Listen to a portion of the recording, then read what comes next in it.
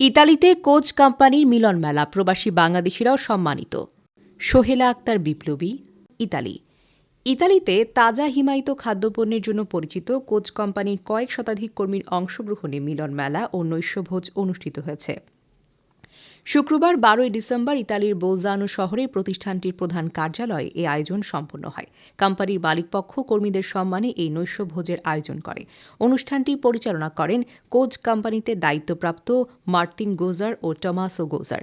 এছাড়া অন্যান্য কর্মকর্তারা সার্বিক সহযোগিতা পালন করেছেন।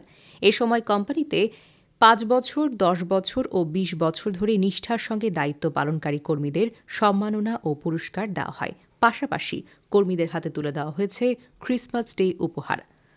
বোলজানোতে শতাধিক কর্মীর উপস্থিতিতে নাচ, গান ও আনন্দঘন পরিবেশে মুখরিত হয়ে ওঠে পুরো অনুষ্ঠানস্থল।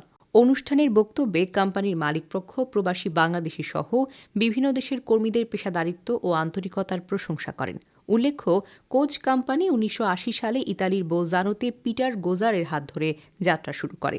দীর্ঘদিন ধরে এটি হিমায়িত খাদ্যপণ্যের ক্ষেত্রে একটি সুপ্রতিষ্ঠিত ও গর্বিত নাম হিসেবে বেশ পরিচিত। কোচের জনপ্রিয় পণ্যের মধ্যে রয়েছে পিৎজা, পাস্তা ও অন্যান্য হিমায়িত খাদ্য সামগ্রী। প্রতিষ্ঠানটি পাইকারি বাণিজ্যের পাশাপাশি অভ্যন্তরীণ ও আন্তর্জাতিক খুচরা চেইনে কার্যক্রম পরিচালনা করছে।